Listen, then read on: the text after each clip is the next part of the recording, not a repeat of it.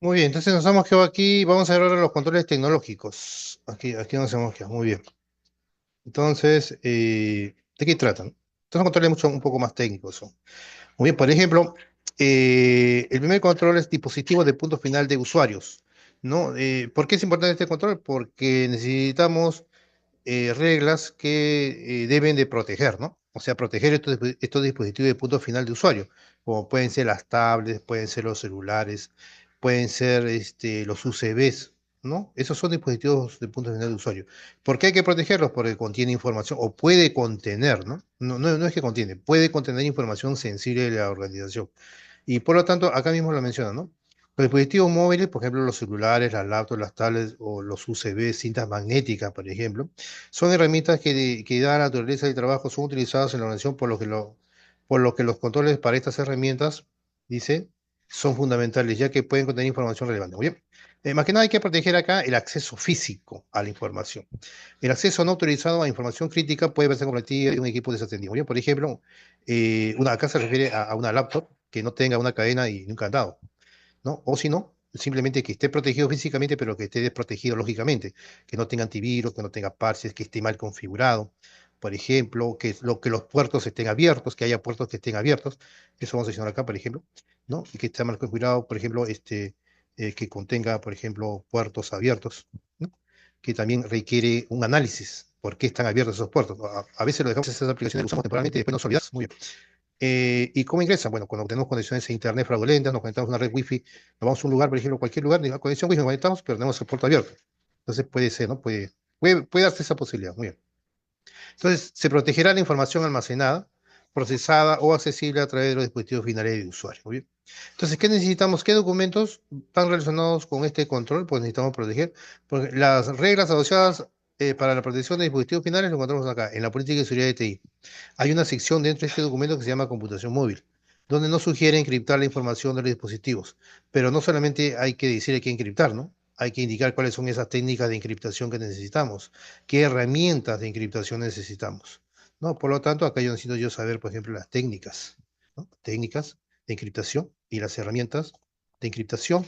También quién lo va a encriptar, ¿no? O sea, quién se va a encargar de realizar esa tarea de encriptación, ¿no? Y qué información se va a encriptar, porque no solamente cualquier información, o sea, en un dispositivo móvil puede haber información sensible como no puede haber información sensible. Entonces, la idea es encriptar información sensible, ¿no? Entonces, hay que conocer cuál es, digamos, qué tipo de información sensible es la que se va a encriptar, qué técnicas se están usando, quién lo va a realizar, en qué momento se va a realizar. Tiene que haber, obviamente, un correo previo, ¿no? Una autorización, ¿no? Donde me dice, estos datos en este UCB que lo tiene tal persona, tiene información sensible, por lo tanto, si los datos están en reposo o están en movimiento, hay que encriptarlo, ¿no? Necesitamos esas técnicas, una autorización, conocer esos riesgos en caso no se encripte, etcétera. Muy bien, los UCB también, ¿no? Encriptarlo, ya, muy bien. Entonces, en la política de seguridad de TI, en la sección de computación móvil, ahí están esas reglas. Después, en la política del uso del encriptado también, propiamente, ahí tenemos ya la política del uso del encriptado. Es más detallado. En esta sección de computación móvil quizás esté reglas genéricas, pero si yo quiero profundizar un poco más, entonces me voy a la política del uso del encriptado. O también puedo ir yo a la política del uso de los activos de TI. O sea, por ejemplo, esta es una política que también se puede revisar. Muy bien. Ahí en eso dice, por ejemplo, el uso de la cadena y candado, ¿no? Empresa aseguradora. Por ejemplo, esta es una muy buena práctica, ¿no? Tener una empresa aseguradora que nos asegure en caso de robo de los dispositivos de punto final, ¿no? Pagamos una suscripción mensual y ahí tenemos un seguro para que nos repongan de inmediato, ¿no? Porque ha pasado muchos casos que ha habido robos, ¿no? Esto que el otro, entonces las personas han quedado paralizadas, sin producir. Entonces necesitamos recuperar ese activo, ¿no? La información quizás ya no se recupere porque ya, pero está encriptada, está bien encriptada y es muy difícil que se desencripte. Eso va a depender mucho de la clave de encriptación, que me imagino cuanto más extensa es la clave de encriptación es más difícil desencriptar. ¿Muy bien? Muy bien, y tiene otro filtro más. Política de escritorio y pantalla limpio y también está asociado al tema de dispositivos de punto final. ¿Por qué? Porque los dispositivos van a estar, por ejemplo, pueden estar esparcidos en una mesa, ¿no? Y por lo tanto, si no hay nadie ahí que controle, ¿no? Esa mesa, por ejemplo, ¿no? O ese escritorio, ¿no? Alguien está, un gerente, por ejemplo, deja sus USB ahí expuestos y se va un ratito a otro lado. Entonces, lo deje expuesto, están expuestos. Entonces, por lo tanto, necesitamos también que se cumpla acá de haber reglas para proteger, sobre todo la pantalla limpia, ¿no? Guardar todos los dispositivos de punto final y guardarlos en un cajón con llave, por ejemplo. Muy bien. Y también de la laptop, ¿no? En política de escritorio. La laptop hay que bloquear. Muy bien. Entonces, en estos documentos vamos a revisar y ahí vamos, cuando lleguemos, ¿no? Lleguemos a ver los documentos, ahí nos vamos a dar cuenta más o menos en qué consiste cada uno de esos documentos. Muy bien. Después tenemos otro control. El control, por ejemplo, de derecho de acceso privilegiado. Muy bien, derecho de acceso privilegiado. Acá mismo lo dice. Política de control de acceso. ¿No? De acceso privilegiado, dice. Los diferentes software utilizados y que contienen la base de datos sujetos del alcance requieren ser administrados a diferentes niveles de privilegios para los usuarios a fin de mitigar riesgos. Uno dice, ¿no? ¿Qué derecho de acceso privilegiado? Quiere decir, ¿quién debe tener acceso privilegiado? Bueno, solamente personas autorizadas, no cualquier usuario. Por ejemplo, los superadministradores, generalmente ellos son los superusuarios, tienen esos derechos de acceso, ¿no? Ellos tienen su propio laptop y ahí tienen su propio usuario y contraseña, ¿no? Y de ahí gestionan todos los accesos a los activos, pero también lo pueden hacer desde cualquier computadora, por lo tanto se recomienda que ellos tengan dos cuentas, ¿no? Una cuenta donde realmente lo usen de su propia laptop y otra cuenta, ¿no? Desde otro dispositivo. Y ese otro dispositivo que tenga derecho de acceso, pero limitado, privilegiado sí, pero limitado. O sea, limitado en tiempo y limitado en accesos. No, claro, si por ejemplo, si yo soy administrador y yo me voy a un lugar a hacer un mantenimiento de un equipo, pero físicamente no estoy en mi escritorio, estoy en otro piso, entonces, y hay una persona que no ha venido a trabajar, yo puedo usar su computadora. Muy bien, puedo usar su dato, pero yo voy a ingresar con mis propias credenciales. Pero no las credenciales, no se recomienda usar las credenciales de usuario administrador, porque él lo puede dejar así, digamos, desatendido, ¿no? Él, por ejemplo, puede dejar algo procesando y se puede olvidar. O sea, se dice, va a demorar media hora, entonces me voy un ratito a los servicios, me voy un ratito a tomar un cafecito, agüita, etcétera, y ahí alguien puede aprovechar, ¿no? Y entonces está desatendido esa laptop. Por lo tanto, se recomienda que esa persona use otro usuario y otra contraseña, pero con accesos limitados. O sea, que quizás consumimos acceso, pero limitado de tiempo y también limitado de alcance, ¿no? ¿Sabes qué? En esta computadora no voy a hacer, por ejemplo, si yo voy a hacer un backup de todas las redes, ¿no? Yo cómodamente lo tengo que hacer desde mi sitio, pero como estoy alejado, entonces, y si yo intento hacerlo de una computadora, mejor voy a hacer una sola red. Y por lo tanto está configurado así, para una sola red nada más, donde yo seleccione qué red voy a hacer ese backup. Muy bien, entonces el alcance está más limitado. Muy bien, yo selecciono, y también está limitado en tiempo. Apenas yo tenga ese usuario y contraseña y tengo acceso, porque es otro usuario y contraseña de otra cuenta administradora, ¿no? Pero con derechos limitados, entonces yo tengo que ver que me da un tiempo de 1 hora máximo. Y después de esa hora máximo se deshabilita esa cuenta. Muy bien, entonces en ese caso tengo que ir a mi sitio, ¿no? A mi escritorio y ir y ejecutar. Entonces, ese derecho de acceso privilegiado. Muy bien. ¿Quiénes pueden tener? Solamente las personas autorizadas, los superusuarios, los superadministradores, los expertos en redes, por ejemplo, los que se encargan de los mantenimientos de los equipos y también, que, bueno, generalmente son los administradores de sistemas, o los especialistas en base de datos cuando quieren revisar la base de datos, por ejemplo, ellos tienen una laptop, pero si ellos lo pueden hacer en otro lado, su derecho de acceso tiene que limitarse. Muy bien. Se recomienda eso para evitar malos accesos por otras personas o bien visualmente, ¿no? Sobre todo visualmente, para que otra persona no pueda entrar ahí, ¿no? Y también yo me puedo olvidar, ¿no? Si soy un usuario, superusuario, yo ejecuto, ¿no? Por ejemplo, yo lo dejo en la noche ejecutándose y de ahí yo regreso y si llego tarde al trabajo y alguien está ingresando y ya acabó ese proceso y esa persona ya retornó, ¿no? De sus vacaciones, ¿no? En fin, ya vino, va a usar su computadora, pero se va a dar cuenta que tiene más accesos, ¿no? Entonces, está mal eso, ¿no? La idea es al menos dejar un mensaje que he visto, ¿no? Dejan un mensaje, un papelito, se está ejecutando este proceso y no se puede deshabilitar hasta que llegue el administrador, algo así. Pero acá lo recomendable es limitar el acceso, ¿muy bien?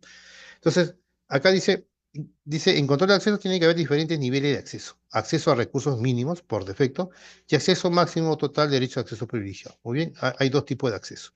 El máximo que lo tiene el superusuario, pero el superusuario también puede tener acceso a recursos mínimos, ¿no? Que es ¿No? Pero también este derecho de acceso privilegiado también va dirigido a las personas también, no solamente a los superusuarios. Cuando una persona ingresa a trabajar, ¿no? Se tiene que iniciar con este tipo de acceso, ¿no? De recursos mínimos, que ese es el por defecto, y se llega a un máximo total de acceso privilegiado, dependiendo del cargo. Si es un desarrollador, al desarrollador hay que darle derechos mínimos de acceso, ¿no? A ciertas librerías, ciertas carpetas. Cuando va aumentando más sus responsabilidades, se le va dando más el acceso hasta un acceso máximo. Pero un acceso máximo con responsabilidad de desarrollador, no como superadministrador, ¿no? Sino que esta regla de derecho de acceso privilegiado va para todos los usuarios, no solamente para los administradores, ¿no? Yo he contado con los administradores, pero es para todos los usuarios, ¿muy bien? Entonces acá dice que tiene que haber una restricción, ¿muy bien? Se restringirá y se gestionará. Esta es una política muy importante para todos los usuarios, ¿no? Cuando ingresan a trabajar en un proyecto, son nuevos, por ejemplo, ¿no? Poco a poco se les va dando responsabilidades y poco a poco, obviamente, se le va dando acceso a nuevas carpetas, a nuevos componentes, nuevos documentos, ¿no? Nuevos videos, imágenes, manuales, etcétera, pero tiene que ir de menos a más. Para evitar el mal uso de los activos. Hay que evitar eso.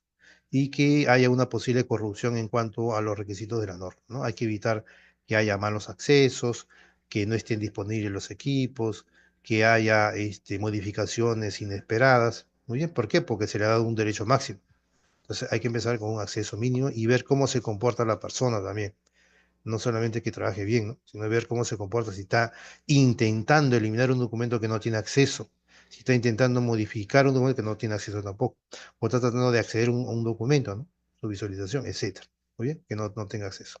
Entonces, por eso es que también esta es una forma de probar a las personas, muy bien, en cuanto a seguridad.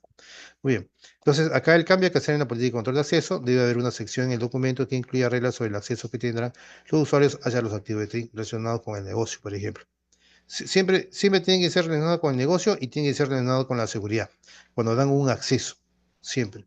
¿No? A mí me dan un acceso, entonces me están un acceso porque voy a participar en un proyecto relacionado con el negocio. O sea, tiene que haber algo relacionado con el negocio, pero también tiene que estar relacionado con la seguridad.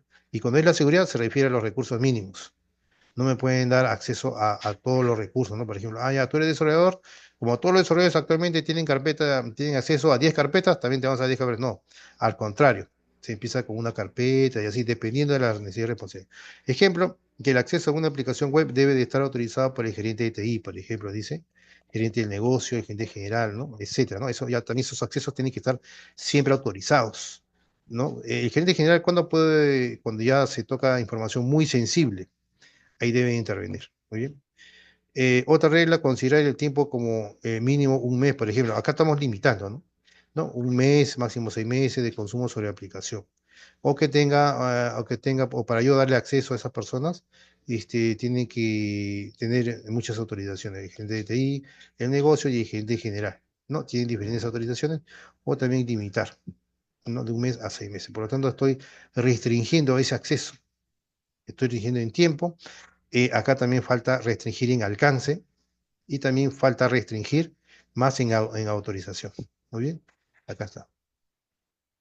Muy bien. Por ejemplo, cuadro de mando integral, herramienta de gestión, aplicación de web de escritorio, dice acá, definición de alcance, dar seguimiento a las actividades que realicen los usuarios privilegiados. Eso también es muy importante, ¿no? Hay que darle seguimiento a las actividades que realizan los usuarios privilegiados. Eso también es muy importante, el tema de seguimiento, para ver qué están haciendo, porque ellos pueden tener acceso a aplicaciones web, a base de datos, etcétera. Muy bien. Como ellos tienen acceso a todas esas aplicaciones, entonces hay que darle un seguimiento. Tiene que haber un log de actividades, y se tiene que grabar en un servidor, sobre todo para usuarios privilegiados, a todos aquellos que tienen cuentas privilegiadas, como los superusuarios o los desarrolladores que tienen acceso a muchas carpetas, o analistas de sistemas que tienen acceso a muchas carpetas, o a los expertos en base de datos, ¿no? Esos son usuarios que tienen acceso privilegiados. Muy bien. ¿Qué más? Después viene otro control, restricción al acceso a la información, que también debería estar relacionado con la política de control. Se dice restricción al acceso a la información, que está relacionado con el punto anterior. Acá nos estamos dando cuenta que nosotros estamos viendo una evidencia, este documento asociado a más de un control, y eso es verdad, sino que acá le pongo todas las explicaciones. Por ejemplo, restricción al acceso a la información, también, ¿no? ¿A quién le voy a dar acceso para tal recurso, por cuánto tiempo, en qué redes, qué privacidad? O sea, tengo que restringir, ¿no? Y en esta política de control, ahí está. Por ejemplo, está qué recursos voy a dar, a quiénes voy a dar, en cuánto tiempo, qué redes voy a dar, ¿no? Qué privilegios, lectura, escritura, investigación, etcétera. Muy bien, y tiene que estar autorizado ese acceso, ¿no? Y esos accesos están sustentados, ¿por qué? Porque tienen una autorización que está acá, ¿no? Una autorización, la cual indica un correo y es un motivo, debe estar el motivo del negocio y por cuánto tiempo, ¿no? Quién debe dar la autorización, por ejemplo, y que le envíe una respuesta una vez que ya esté autorizado esa persona, ¿no? O sea, si yo soy administrador y doy accesos, tengo que responder a, en ese correo indicando que ya se dio los accesos pertinentes. Yo le envío al gerente general, no, a mi jefe inmediato, o le envío a la persona que le dio que yo le di el acceso con copia al gerente de TI, por ejemplo, ¿no? Entonces se tiene que hacer toda esa gestión, ¿no? Es parte de la gestión. Muy bien, limitar el tiempo, limitar el acceso, etcétera. Eso quiere decir que también está relacionado con esto, ¿no? Restricción al acceso, ¿qué voy a restringir? El alcance y voy a restringir el tiempo, ¿no? Acá es restringir tiempo y restringir alcance. Muy bien.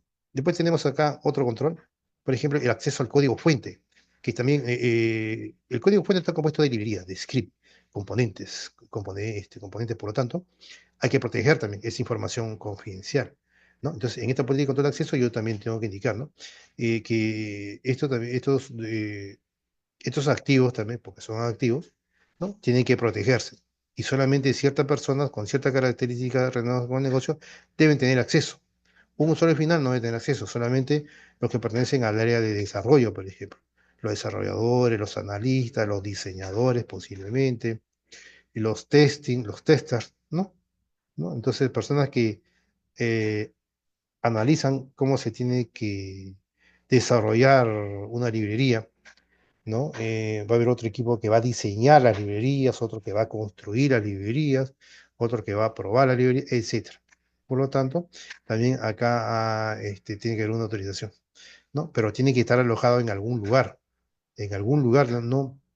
no tiene que mezclarse con otros documentos, ¿no? Porque estos son, digamos, scripts, librerías como tienes, pero deben estar bien protegidos y bien ubicados, ¿muy bien? Entonces, en la política de control de acceso se debe indicar esto. Dice, alojar estos archivos confidenciales de manera encriptada, dice. Acá dice, ¿no? Procedimiento de uso del encriptado, ¿no? Acá hay, bueno, es procedimiento del uso del encriptado. Muy bien. Y debería de realizarse su backup diario, política de backup y restore, ¿no? También, ¿no? Como todo documento, ¿no? Se debe proteger, muy bien. Pero ¿cuál es la diferencia, ¿no? De estos documentos, por ejemplo, con los documentos del negocio? Bueno, en sí, todos son documentos confidenciales, sino que acá es un tema de acceso. Los usuarios solamente van a tener acceso a documentos del negocio y los desarrolladores van a tener acceso a componentes. Generalmente tienen acceso a estos documentos. Muy bien, generalmente. Salvo que haya una autorización en la cual los desarrolladores van a tener acceso a la información del negocio. Puede ser para el tema de desarrollo, ¿no? Pero generalmente está así.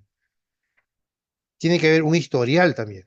Si yo voy a dar acceso a los documentos, voy a dar acceso a la librería, tiene que haber un historial que me indique, ¿no? Ah, en tal fecha he dado acceso a estos componentes a tales roles y tales roles lo integran tales correos, ¿no? Y adjunto el motivo, adjunto la autorización, quién me lo ha autorizado. Y ahí dice, ¿no? Y debe haber un campo donde dice, o sea, un Excel, ¿no? Donde dice la fecha de inicio y la fecha de fin y automáticamente a la fecha de fin se corta esos accesos, ¿no? Entonces, si puede haber una ampliación, sí, pero tiene que tener una autorización de parte del jefe inmediato. Muy bien. Muy bien, entonces el administrador del sistema debe conocer dónde están alojados los archivos del código fuente, información sensible, debe permitir la autorización formal vía correo, vía audio, ¿no? Así es. Bien, bien, ¿no? Muy bien. Entonces, por ejemplo, autenticación segura, que también, ¿no? Acá para autenticación segura, por ejemplo, yo necesito ya una tecnología, el Active Directory del Windows Server. ¿No? En Linux también debe haber una tecnología para poder gestionar los usuarios, gestionar los accesos de los usuarios a los servidores Linux. Por ejemplo, debería haber una tecnología. Pero generalmente más del 90% en el mundo usa tecnología Windows. Entonces, y la tecnología que usa generalmente es la Active Directory. Pero pueden haber también otros componentes que desarrollan terceros. Pueden haber otros software, ¿no? De control de acceso para gestionar usuarios, etcétera. inclusive aplicaciones web, aplicaciones cloud también hay.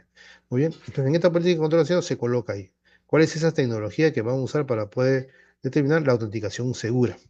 ¿No? Nosotros podemos describirlo nada más y podemos mencionar o anexar un documento más técnico, pero ese documento más técnico no lo elaboramos nosotros, lo elabora el administrador del sistema.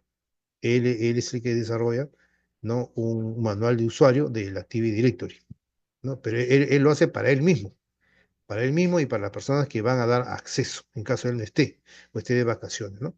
Entonces, esta política de control de acceso va a invocar a un documento técnico más específico, que generalmente puede ser un manual de usuario, puede ser un procedimiento de cómo se usa el Active Directory, cómo se da accesos, ¿no? A los recursos. ¿Está bien? Bien. En el 8.6, gestión de la capacidad. Aquí ya, este es como un control nuevo, ¿no? Este es, digamos, procedimiento de seguridad para el PRTT. Ahí, en ese procedimiento, hay una sección que se llama gestión de la capacidad. Entonces, por ejemplo, ¿qué quiere decir gestión de la capacidad? ¿No? Yo tengo que ver si mis equipos tienen la capacidad suficiente para poder procesar toda la información, ¿no? De todos mis usuarios, de todos mis clientes, de todos mis proveedores, de todos mis empleados, ¿no? Esa es gestión de la capacidad. Y tengo que ver su rendimiento, sus índices, sus métricas, ¿no? Y en base a esas métricas tienen metas, ¿no? Yo puedo adquirir acá una aplicación que me permite identificar cuál es esa capacidad, por ejemplo, real de toda mi infraestructura, servidores, laptop, computadora, red, etcétera, y me lo une en una gráfica. Hay aplicaciones web, ¿no? Y dependiendo de eso, ya me va a recomendar, esa aplicación me va a indicar, ¿no? O me va a recomendar, por ejemplo, si yo necesito adquirir nuevas tecnologías o no, dependiendo de los indicadores, de las métricas. Si están por debajo de una meta, por ejemplo, entonces eh, está fallando posiblemente el procesamiento. ¿Por qué? Porque hay mucha información, hay poco espacio en los discos duros, ¿no? Los procesadores no son los adecuados, hay que comprar ya otro tipo de servidores, hay que aumentar más los clústeres de servidores, o hay que migrar a la nube, etcétera. ¿No? Entonces, la gestión de capacidad es adquirir tecnología para poder mejorar, ¿no? Mejorar la capacidad interna de de la misma infraestructura. Pero va a depender, ¿de qué va a depender? Va a depender de las metas de cada métrica asociada a cada activo, ¿no? De infraestructura. ¿Está bien? Podemos tener muchos servidores, pero cada servidor tiene, digamos, un rango mínimo, un rango máximo de eficiencia, por decirlo así. Entonces, ¿no? Si se sobrepasa a eso, sobre todo los mínimos, entonces hay que adquirir más tecnología, ¿no? Ah, ya. Entonces, eso. Y y eso debe indicar este documento. En esta decisión capacidad, ¿no? ¿Qué software voy a usar? ¿Qué infraestructura voy a medir? Y todo eso. Esa es gestión de la capacidad. Puede ser también un tema de presupuesto, adquirirlo aquí, cuánto presupuesto anual necesito, etc. Regla que indique en comprar o alquilar activo de TI, pero va a depender de las necesidades, ¿no? Muy bien. Después tenemos protección contra malware, ese es también tiene que ver con los software, ¿no? Procedimiento de seguridad para el TI, sección protección de virus. Ahí, por ejemplo, puede ser, esas reglas pueden estar en este documento. O pueden estar en la política de seguridad de TI. ¿No? Por ejemplo, ¿qué reglas pueden haber ahí? Por ejemplo, ¿no? Si yo voy a adquirir licencia de software, tengo que conocer cuándo va a caducar eso. ¿No? Para poder gestionar una nueva licencia, hacer un nuevo contrato, quizás seleccione un nuevo proveedor, quizás necesite más licencias porque me han venido nuevos lotes de activos de TI, nuevos servidores o ¿no? Nuevos equipos, o quizás disminuya porque hay temporada baja y por lo tanto tengo que hacer un nuevo contrato pero con menos licencias, ¿no? Quizás, muy bien. Entonces necesitamos eso y necesitamos también que dentro de esos contratos estén especificados las garantías sobre todo, ¿no? Y esa garantía ¿cómo se refleja?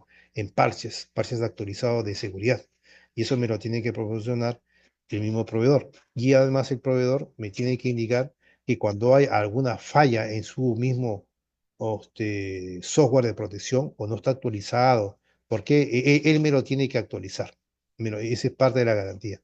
¿no? Por eso es que se requiere garantía de 3 años hasta 5 años, ¿muy bien? Ese es parte del costo del contrato, ¿muy bien? Hay que indicar eso. Muy bien, ¿por qué? Claro, porque si compramos los antivirus y los parches, ¿y qué pasaría si justamente de acá a 2, 3 años ese software ya no funciona, está desactualizado? Entonces, no, en vez de, yo necesito ahorrarme tiempo en gestionar un nuevo proveedor, adquirir nueva licencia. Todo tiene que ser automático. El mismo proveedor me tiene que dar, mira, ¿sabes qué? Mi software está desactualizado, te lo voy a actualizar. Pero tiene que venir de parte del proveedor, esa recomendación. Muy bien, y todo es automático. Muy bien, porque en ese tiempo de la gestión de conseguir un nuevo proveedor y los costos y todo eso, no puede malograrse mis activos, ¿no? El negocio se puede paralizar. Muy bien. Entonces es gestionar, ¿no? Gestionar toda la licencia de todos los software. Muy bien. Después tenemos el 8.8, gestión de unidades técnicas. Esto tiene que ver con unidades técnicas asociadas a los activos, ¿no? Generalmente asociados a los activos. Por ejemplo, tiene que ver un tema de ética hacking. Aquí tiene que ver un tema de ética hacking, que necesitamos identificar esas vulnerabilidades o esas debilidades asociadas a los activos. Por ejemplo, ¿cuáles son los activos? Esos activos son, por ejemplo, las aplicaciones web, ¿no? Realizar, por ejemplo, pruebas de penetración web, usar OWASP, por ejemplo, usar Bursuit, por ejemplo, podemos usar no, OWASP, el mismo software, podemos usar o WhatsApp, o podemos usar Bursuit, podemos usar Nessus, Nikto, etcétera, ¿no? Y aquí no solamente hay que identificar las vulnerabilidades técnicas, aquí las vulnerabilidades técnicas, por ejemplo, ¿qué herramienta usamos? Nmap. Podemos usar Nmap, podemos usar OpenBAS, podemos usar Nexus o Nessus, ¿no? Podemos usar, por ejemplo, Nikto, Bursit, Nikto, ¿no? Podemos usar Nikto, etcétera. Hay muchas herramientas. El Bursit es muy famoso, es muy bueno este Bursit, sobre todo el Bursit Professional, el Bursi Profession, ¿no? Que es nos dan 14, 15 días, creo, de licencia gratuita, y de ahí hay que comprarlo, ¿no? Pero es muy bueno Bursi Profession. Después hay otro que es el Enterprise, que es mejor. La versión gratuita es la académica, ¿no? Esa es la gratuita, muy bien. Pero más, Profe, el Enterprise está carísimo. sí, está bien caro. Por eso que más se usa el Professional. Sí, porque Porque mi cliente quiso comprar el Enterprise y uf, le voló. no, es muy caro, pues. Ese es para empresas muy, muy grandes que tienen poder adquisitivo y Sí, pueden comprarlo. Pero este por sí sí. Professional está a $400. Y es anualmente. Y es Anual, ¿no? suficiente. Ese sí estaba bonito. Sí, y ese está más cómodo. Tiene para APIs también. Esto tiene, por ejemplo, para web y tiene para APIs. No, yo he probado eso. He hecho esto, he usado bastante lo que es web, aplicaciones web. Te saca todos ¿no? Y tiene también informes en formatos ejecutivo, en formato técnico, ¿no? Aplico toda la migración web y también quiero que me revise las apps. Y todo te lo saca de manera automática. Ah, bien, bien, pues Claro, chévere. claro que lo recomendable es cruzarlo con otra herramienta también, ¿no? No solamente confiar en el Bursit. Por ejemplo, la versión, Nessus tiene una versión gratuita también por 15 días que se puede usar, ¿no? Te saca informes, etcétera. Pero el más completo, el que más usa, a menos en el estado, acá en el Perú, es Bursuit Profession. Ese es el que usa más. Bullshit. Deben de usar también el Enterprise. Yo creo que sí deben usar el Enterprise, pero una consultora que compre el Enterprise no sé si le será rentable, ¿no? Pero la Professional sí, es decir, rentable. Muy bien. Entonces necesitamos acá identificar vulnerabilidades técnicas, hay que clasificar las vulnerabilidades, etcétera, ¿no? Todo eso se puede hacer de manera manual o puede hacer de manera automática. Por ejemplo, el Nessus lo hace de manera automática, ¿no? Ya me saca su BCI, ¿no? Su identificador, o sea, me saca todo, el Nessus. El Nmap también me lo saca, también, pero tiene ciertas limitaciones. El OpenBAS este es para identificar vulnerabilidades, pero no he llegado a identificar con su identificador. Pero el Nmap sí tiene script para ver todo eso. El Nessus es interfaz gráfica y también se puede hacer eso. Muy bien. Sí, también es. Muy bien. Identificación y clasificación de las amenazas críticas, cuando hay que clasificarlas, etcétera, ¿no? Hay que usar una metodología de trabajo, puede ser el PTES, ¿no? Puede ser acá, puede ser, ¿no? El PTES, por ejemplo. Hay hay varias metodologías de trabajo. El OWASP, por ejemplo, el OWASP, ¿no? Bueno, hay que buscar ahí. Recomendaciones también dentro del informe, ¿no? De política técnica hay que indicar, por ejemplo, cuáles son los controles que me van a prevenir, detectar y mitigar amenazas en cada una de las fases, en fase de reconocimiento, ¿no? En fase de análisis de vulnerabilidades, fase de escaneo, fase de explotación, fase de postexplotación. En cada una de esas fases se requiere, digamos, buenas prácticas para evitar, digamos, que los hackers puedan tratar de actuar, ¿no? O sea, cada fase tiene sus herramientas. Cada fase tiene sus buenas prácticas. Cada fase debe tener también sus recomendaciones, ¿no? Que indiquen cómo evitar cómo evitar que el hacker, bueno, el cracker, ¿no? Que no es el hacker ético, que sea tan fácil ingresar, por ejemplo, a las redes, etcétera, ¿no? Entonces, cada fase tiene sus recomendaciones. Y eso podemos nosotros también, bueno, se tiene que desarrollar en esta forma. El otro punto de gestión de configuración, este también es muy importante, de nuevo. ¿Por qué? Porque si está mal configurado un equipo, entonces es una vulnerabilidad y por ahí pueden entrar este, lo- los, las personas que quieren causar daño. Muy bien, entonces, en este procedimiento de seguridad por parte de TI, ahí hay reglas relacionadas con la configuración del equipo, ¿no? Pero esto es algo técnico ya. Nosotros simplemente acá ponemos reglas. ¿Qué reglas podemos? Por ejemplo, que usar documentaciones estandarizados para configurar, por ejemplo, servidores, para configurar correos, configurar internet, configurar accesos, ¿no? Y una serie de documentos, pero hay que invocarlos nada más. Y esos documentos técnicos ya lo desarrolla otra persona, el administrador del sistema generalmente. Él desarrolla un documento personalizado para la empresa de acuerdo a la documentación del proveedor, ¿no? El proveedor le da un manual de unas 1000 páginas, pero él tiene que leer eso y hacer un manual de unas 50 hojas aproximadamente, hacerlo de manera práctica. Y este procedimiento va a llamar a esos manuales, ¿no? Pero ya hechos por el personal de sistemas, ¿muy bien? Esa es gestión de configuración, no, no hay que dejar nada desconfigurado. Y también tiene que ver con la revisión de la configuración. No solamente hay que configurar, hay que revisar esa configuración. Cada cierto tiempo hay que revisar la configuración porque se puede configurar. Se puede configurar por alguna razón. O puede ser provocada esa configuración. Alguien lo puede provocar por alguna razón. Quizás ya no quiera trabajar o está trabajando para la competencia o no le quieren aumentar eso, etcétera. Puede haber muchos motivos que han habido en la práctica.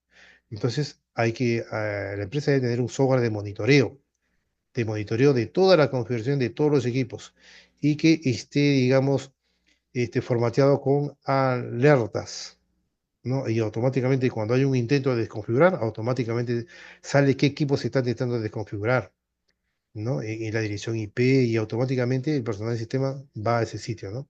Y detectar quién lo está haciendo, ¿no bien? Porque han habido esos casos, inclusive que remotamente hacen esa desconfiguración, ¿no? Pero a veces lo hacen de manera adrede, de manera intencional o de manera involuntaria. No se dan cuenta de que están haciendo esa desconfiguración, ¿no? Bueno, no se dan cuenta por alguna razón, pero quizás ellos no lo hacen, sino lo hace un hacker externo. Pero ¿por qué ingresó? ¿Por qué ingresó? Porque está ingresando a páginas maliciosas desde su máquina que está en su casa, por ejemplo. Ingresan páginas fraudulentas, maliciosas, por ejemplo.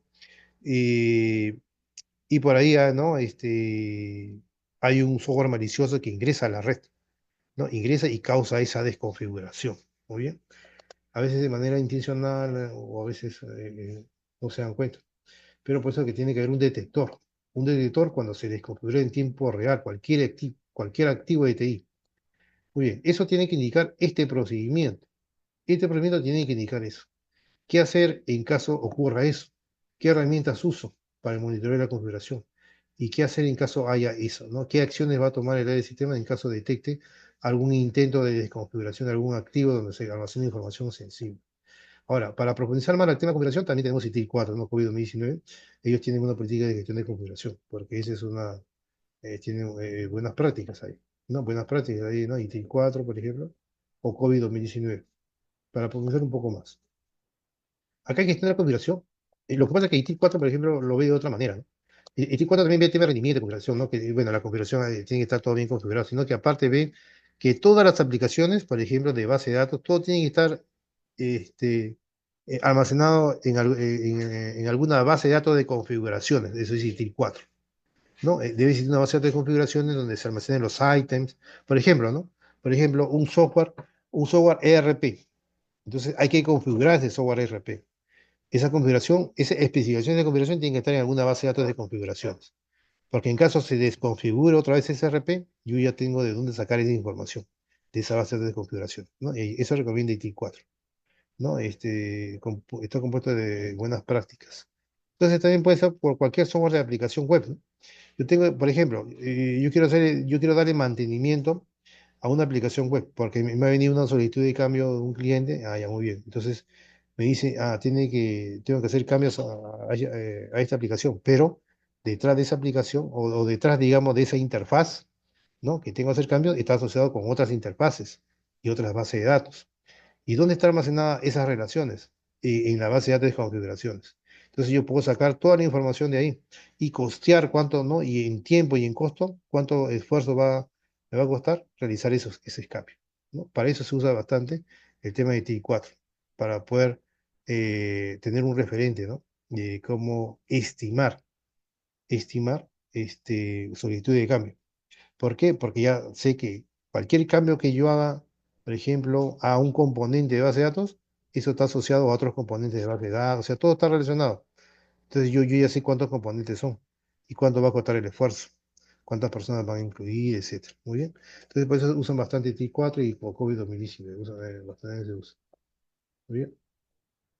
Está más controlado la configuración de los aplicativos. Muy bien.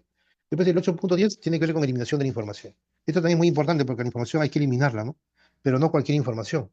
No, hay que eliminar la información cuando ya no se usa, generalmente cuando ya no se usa, ¿no? Se usó para un proyecto, pero ya no se usa para otros proyectos. Por lo tanto, hay que eliminar esa información. ¿Muy bien? Ahora, la pregunta es, ¿quién lo va a eliminar? Generalmente lo elimina la persona que usa esa laptop, ¿no? Pero cuando puede haber problemas, cuando ya no se use esa laptop, o sea, cuando no puede eliminar información de esa laptop, ¿no? Entonces ahí tiene que sugerir al área de desarrollo o al área de seguridad para que ellos detecten por qué no se puede eliminar cierta información. En caso que ellos usan su software y no se puede eliminar, entonces hay que destruir el soporte técnico, el disco duro. Oye, ¿por qué? Porque hay información sensible y seguramente ese equipo, ese activo, hay que devolverlo a los proveedores. Pero no lo vamos a devolver con información sensible, hay que devolverlo bien formateado y que no haya ningún mecanismo de recuperación de datos. Por lo tanto, de eso se encarga el área de seguridad, ¿no? ¿Y dónde dice esas especificaciones? En la política de seguridad de TI, o también puede decir en el procedimiento de seguridad para el departamento de TI, o puede decir explícitamente en la política de eliminación y destrucción. En cualquiera de estos tres documentos podemos encontrar esa información, ¿no? Muy bien. Dice cuando ya no sea necesario. Solamente eliminar cuando ya no sea necesario. Eso, muy bien. Muy bien. Cuando devolvemos por ejemplo, cuando devolvemos la laptop a un proveedor, ¿no? Porque es alquilada, o cuando esa laptop se usa para otro proyecto, ¿no? En esas cosas hay que usar ese documento, ¿no? Política de eliminación y destrucción. Eliminación de información y cuando se puede eliminar se destruye el soporte. En este caso el disco duro. 8.11, enmascaramiento de datos. Esto también, ¿no? Los datos hay que enmascararlos. Hay que hacer que no se visualicen por nadie. Pero los datos pueden ser, por ejemplo, ¿no? Pueden estar en un documento, los datos pueden estar en un informe, los datos pueden estar en una aplicación web, ¿no? Los datos pueden estar en un USB, o sea, pueden estar en reposo, pueden estar en movimiento. Y por lo tanto requiere enmascarar, pero hay que enmascarar solamente datos que estén categorizados como información sensible. ¿Y cómo me doy cuenta de eso? Acá, en la política de clasificación de información, ahí voy a determinar qué datos son confidenciales y qué categoría de datos deben enmascararse, porque no todos los datos se van a enmascarar, ¿no? Acá me indica, entonces por lo tanto, en esta política de clasificación, ahí me va a indicar qué datos requieren enmascararse. Muy bien. Después en la política de control de acceso define quién puede acceder a qué tipo de datos enmascarados o desenmascarados. Claro, como está enmascarado, yo tengo un rol, quizás no voy a acceder a un dato enmascarado, pero posiblemente un dato desenmascarado generalmente sí. Pero también hay personas que pueden acceder a datos enmascarados, va a depender del tipo de rol. Esto va a depender del tipo de rol. Si el dato está enmascarado y yo tengo un rol de supervisor, obviamente se ha enmascarado por temas de protección. Pero si yo tengo un rol de supervisor, posiblemente mi rol de supervisor hace que cuando yo quiera visualizar ese dato en pantalla, a través de una interfaz web, por ejemplo, ¿no? Yo sí puedo verlo. Muy bien, yo sí puedo verlo porque tengo ese rol de supervisor, o rol de administrador, o rol de gerente, ¿no? Gerente de negocio, etcétera, sí puedo ver. Por lo tanto, ahí se debería desenmascarar. Muy bien. Entonces va a haber alguien que va a enmascarar y alguien que va a desenmascarar, ¿no? ¿Y quién se va a encargar? Entonces, ¿y dónde está definido eso? Acá, en la política de privacidad.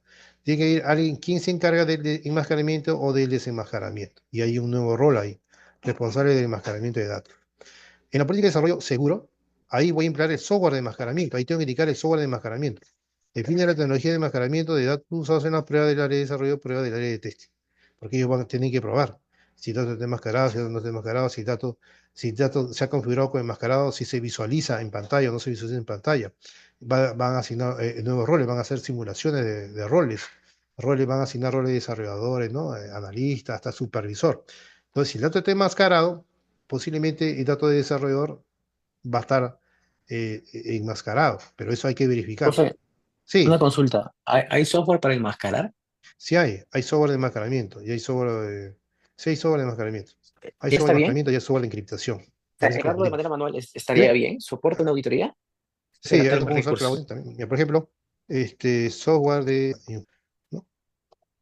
¿No? Hay muchos software. Vamos a ver aquí. Ejemplo, eh, por ejemplo, acá dice, ¿no? Algunos proveedores de software de almacenamiento populares, IBM, Oracle también proporciona herramientas de almacenamiento de datos en su base de datos. Pangenic ofrece más que una herramienta de almacenamiento de datos basada en IA. Entonces, el software de almacenamiento de datos es una herramienta esencial para proteger información sensible y cumplir con las regulaciones de privacidad, sobre todo, ¿no? Al implementar una solución de almacenamiento de soluciones pueden garantizar la seguridad de sus datos y mejorar la eficiencia de sus procesos. Eh, Ok. ¿No? Hay que buscar, ¿no? Hay que buscar Sí, pero sí hay. eh, sí, sí hay, sí, hay que buscar en sí el nombre específico. Perfecto, Ojo, profe. ¿no? Ejemplo de un software. Ahí está, Delphi Data Masking, por ejemplo, este es uno de ellos, ¿no? Aquí dice cómo funciona el almacenamiento, beneficios. Bueno, aquí ha Ya, lanzado uno, profe. pero Chévere, hay gracias. varios. Muy bien. Muy bien, política de desarrollo seguro, ahí se define la tecnología de enmascaramiento. Y política de prevención de datos. Muy bien. Después tenemos aquí 12, prevención de fuga de datos. Esto quiere decir que hay que identificar, ¿no? O sea, hay que tener reglas para evitar la fuga de datos.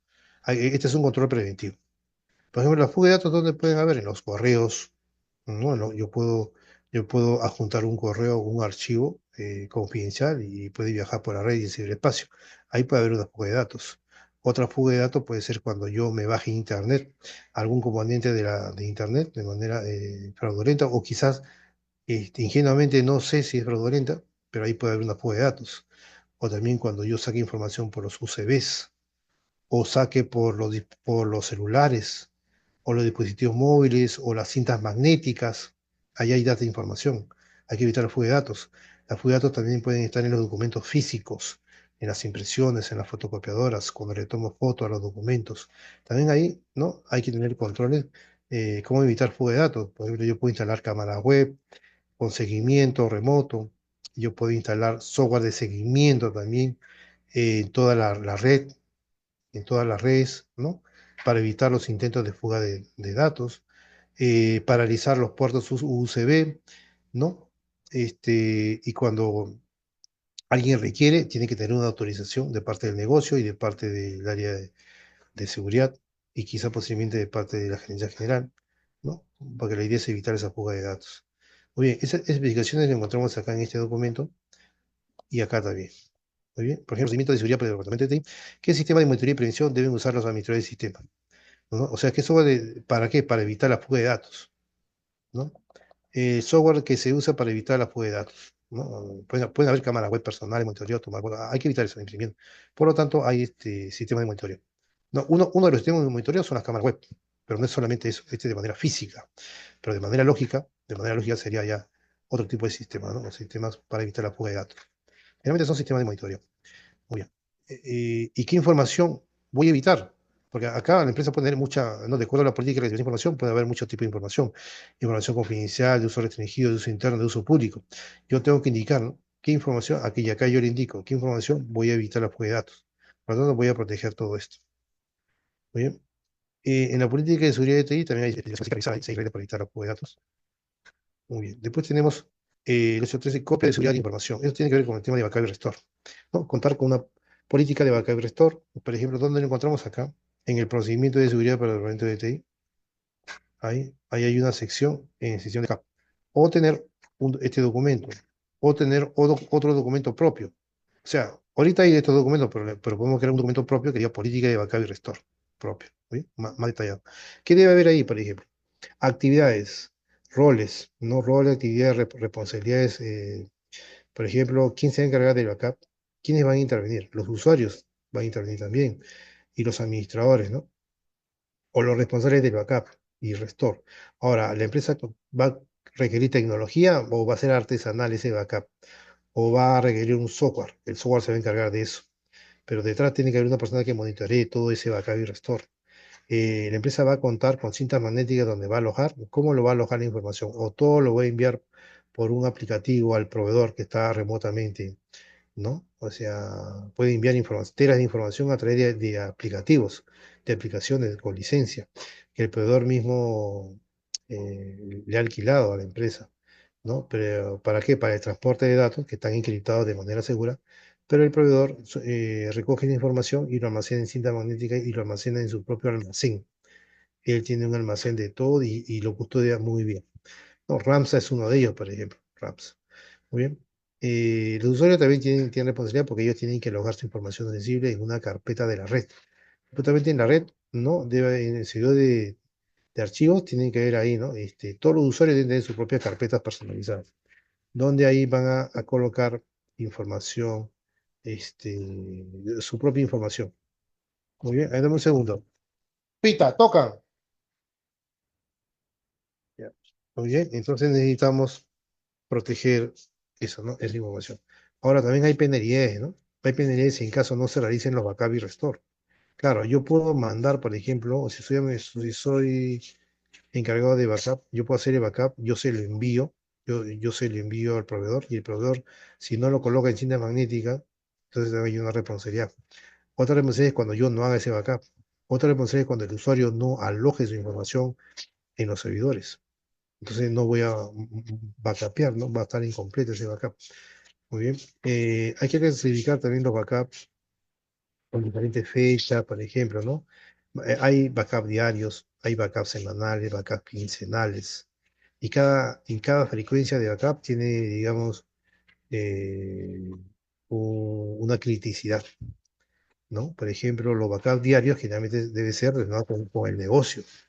El negocio se maneja todos los días, la parte operativa, las operaciones. Por lo tanto, hay que backupear esa información diariamente, ¿no? Quincenalmente pueden ser el tipo de los proyectos. Los proyectos, por ejemplo, cada 15 días se puede backupear los proyectos, los informes de los proyectos, etcétera. Al mes, posiblemente, puede ser los informes técnicos de ethical hacking, ¿no? Si la empresa tiene una política que todos los meses va a hacer, por ejemplo, un escaneo de vulnerabilidades, ¿no? ¿No? Eso, ahí hay informes también, ¿no? Después, información cada 3 meses o cada 6 meses, por ejemplo, información de auditores internos, de normas ISO, también, ¿no? Hay información, por lo tanto, también se puede backupear, pero cada cierto tiempo, ¿muy bien? Entonces, cada frecuencia va, va a tener, digamos, va a estar asociada a una necesidad de backup, de acuerdo a una frecuencia, ¿muy bien? Y eso tiene que estar documentado en este documento, en este procedimiento de seguridad de papel de TI.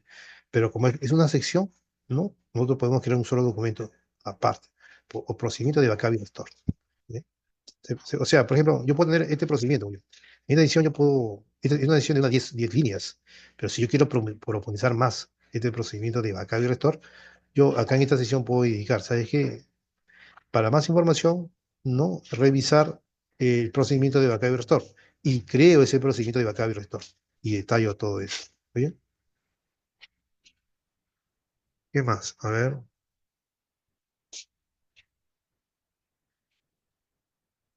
Ya, muy bien. Después tenemos redundancia de la instalación y relación de información. Bueno, para este caso no se usó, no, la, pero la norma recomienda la redundancia de instalaciones. ¿Por qué? Para evitar, por ejemplo, que el negocio se paralice. Si la empresa tiene un servidor, por ejemplo, de transacciones, ¿qué pasaría si ocurre un terremoto, ¿no? O una inundación, algo medioambiental, una amenaza medioambiental? Entonces ese servidor va a desaparecer, o posiblemente se queme, se dañe, o no esté bien protegido. Entonces se requiere contar con otra redundancia, otro tipo de servidor. Por eso la norma recomienda redundancia en la instalación de procedimiento de información. y haya nuevos servidores donde se procese también información, como servidores espejos, por decir así, o tener contratos con proveedores cloud y ahí almacenar la información. O sea, tiene que haber redundancia para evitar que el negocio se paralice.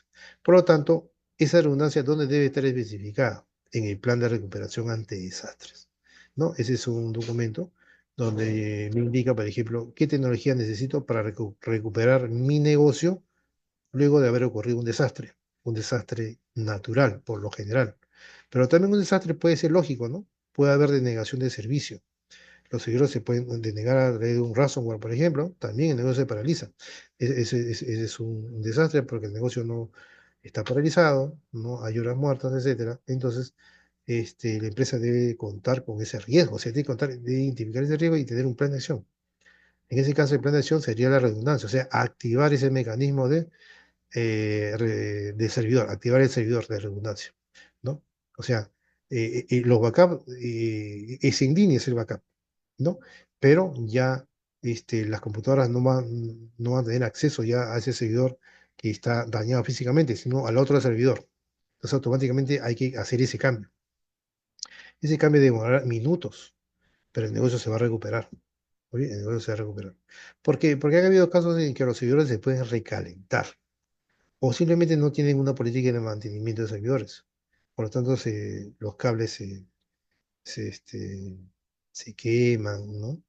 Este, puede haber mucha humedad, puede haber mucho polvo, ¿no? Mucho calor, mucho friaje, y eso puede dañar el mismo servidor, se paraliza el servidor. Por lo tanto, no todas las empresas, digamos, van a tener una política de mantenimiento. Entonces, quizás una manera de proteger, ¿no? Que el negocio continúe es tener una política de mantenimiento, pero también tener un servidor redundante, ¿muy bien? Para evitar que el negocio caiga, ¿muy bien? Para este caso, dijeron no, pues quizás por un tema de costo, se recomendó que usen, pero acá la recomendación no es necesariamente comprar un servidor que está carísimo, sino es tener un contrato con un proveedor cloud, al menos que almacene la información del negocio, ¿no? Y que esté bien protegido y todo eso, ¿bien? Eso le llamamos servidores espejo, que pueden ser de la misma empresa, pero la empresa debe tener recursos para comprar servidores espejos, o simplemente contratos anuales con empresas cloud.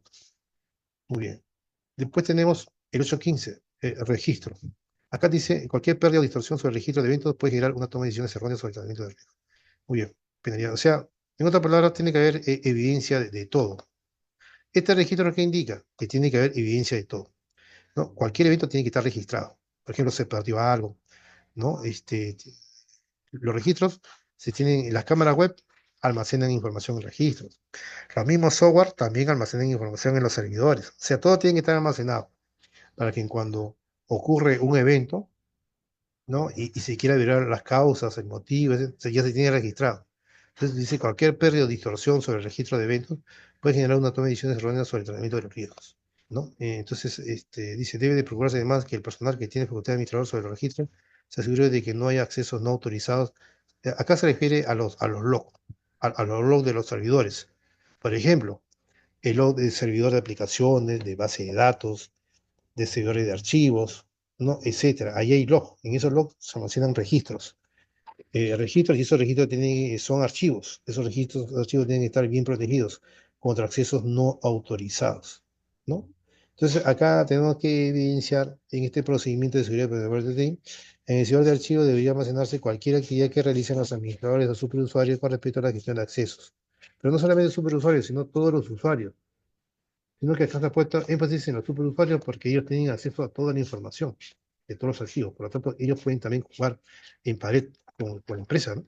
Entonces, para evitar, digamos, eh, que ellos puedan este, echar culpa a otros, por ejemplo, ¿no? O decir, no, que no tiene nada que ver. Entonces, eh, la misma empresa tiene que activar una política de registro no solamente de los administradores y los superusuarios, que es lo que hacen en todos los activos, ¿no? ¿Qué acceso dan, por ejemplo? Los superusuarios dan accesos, ¿no? Manipulan archivos, etcétera. Pero cada uno de esas actividades se va a grabar como un evento en un registro. Todo tiene que estar almacenado. Y también los usuarios, qué hacen con su información, con sus aplicaciones, qué hacen con el internet, qué hacen con los correos, ¿no? Entonces, En el día esta persona ha usado el correo, ha usado el internet. En el internet ha accedido a estas páginas. En el correo ha enviado correos o sea, toda la información se almacena tiene que almacenar en un registro. Todo tiene que estar bien almacenado. ¿Para qué? Para que el área de experto en seguridad pueda revisar si hay intentos de fuga de datos. Esto también tiene que ver con fuga de datos, ¿no? Hay que evitar situaciones sospechosas de robo de información. Claro, y ese simplemente, ¿no? Ese simplemente es y para eso yo debo configurar mi servidor de archivos, ¿no? Debo configurar, o las aplicaciones de terceros que yo pueda adquirir, configurar cualquier manipulación de cualquier activo que está asociado a cualquier red, se almacenen en logs, ¿no? Entonces yo como administrador del sistema o como soy experto en seguridad lo voy a revisar cada cierto tiempo. Si no encuentro nada, elimine esa información, porque no se va a almacenar siempre, ¿no? Por eso también consume espacio. Entonces lo voy a eliminar. Por ejemplo, yo puedo revisar cada semana si ha habido, ¿no? Algo sospechoso, ¿no? Como política de empresa. O yo voy a revisar cuando el gerente me lo indique, ¿no? Me lo indica, revisa, ya, voy a revisar. Estoy en temporada baja, no importa. Entonces me dice, ya tengo que hacer algo, ya voy a revisar. Reviso eso. Entonces reviso esa información y veo si hay algo sospechoso. Hago un informe todo personalizado y se lo envío, ¿no? Si no hay nada sospechoso, le envío igualmente el correo indicando cuando encuentro algo y le envío las evidencias, qué es lo que ha revisado, ¿no? Porque no voy a revisar todo, ¿no? Porque hay quizás mucha información, pero voy a más o menos revisar, ¿no? Por dónde tengo que guiarme más o menos los eventos sospechosos, ¿no? Podemos usar también aquí, por ejemplo, software de inteligencia también. Podemos usar este software de IA, por ejemplo, para enviarle como entrada ese archivo log e indicarle ahí si encuentra algo sospechoso. Eso lo puede hacer el ChatGPT, Gemini AI, ¿no? Y me puedo ahorrar tiempo. Y mi trabajo consiste en verificar realmente que ha ocurrido eso, ¿no? Si el ChatGPT me dice, es que acá hay un evento sospechoso, ¿no? En tal línea me dice. Pues, ¿cuántas líneas son? Son 100.000 líneas. Pero no voy a revisar las 100.000 líneas. Él me dice la línea exacta. Está en la línea 15.000 y tantos. Bueno, entonces yo me voy a esa línea y veo que está ahí, ¿no? Entonces, ya muy bien, verifico y eso lo pongo en mi informe. Muy bien, entonces para eso ayudan las herramientas de guía. Muy bien, muy bien. Entonces, en este registro hay que almacenar todos los movimientos sospechosos y también hay que proteger estos registros, estos archivos. Hay que protegerlos de cualquier de acción, ¿no? De acción autorizada. En dice actividades de monitoreo, está como lo anterior. Hay que monitorear todas las redes, hay que adquirir software, y eso está en el procedimiento de seguridad para el departamento de TI. Definir reglas que especifiquen si el monitoreo será manual o automatizado. Definir también la frecuencia de monitoreo, quién va a monitorear, qué se va a monitorear, qué tecnología se va a usar. Por ejemplo, hay diferentes tecnologías. Hay software que centralizan el monitoreo de todos los activos y me lo muestra de manera gráfica. Bien, eso sí hay, sí, ¿no? Tiene pantallas y todo. El monitoreo no solamente debe ser de intentos de actividades maliciosas, sino es un monitoreo también con respecto al rendimiento de los activos de TI. O sea, acá debe haber, por ejemplo, monitoreo de actividades sospechosas, pero también debe ser un monitoreo un monitoreo de, por ejemplo, de rendimiento de los activos de TI. Ese monitoreo. ¿Muy bien? Cualquier actividad sospechosa que ha habido, cualquier intento que ha habido, o rendimiento de activos de TI. Muy bien. El S17, sincronización de servidores es importante, ¿no? Porque las aplicaciones no pueden funcionar, ¿no? Si estamos mal sincronizados los servidores. Por ejemplo, si yo estoy procesando una información en mi laptop, puede ser que no ejecute, porque el reloj está desactualizado. Entonces, mi laptop tiene que estar sincronizado con el reloj del servidor, ¿no? Supuestamente, en una red hay servidores, y uno de los servidores es el que va a estar sincronizado con un reloj de Internet, ¿no? O sea, tiene que haber un servidor de horario de Internet, ¿no? Entonces, por lo tanto, mi servidor local está sincronizado con el servidor de horario de Internet a nivel mundial. Y ese servidor local, o sea, todos mis activos están asociados a ese horario, está todo sincronizado, ¿no? Esa es configuración. Y eso se ve donde en este procedimiento de seguridad para el departamento de TI. Los relojes de los servidores deben estar sincronizados, pero no solamente los servidores, No solamente los servidores de, vamos a poner acá activo de TI, ¿muy bien? Para que indique el laptop, etcétera, ¿muy bien? Muy bien, vamos a poner acá,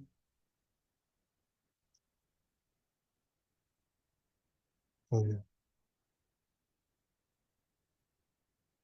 El 8.18, por ejemplo, uso de programas de utilidad privilegiada.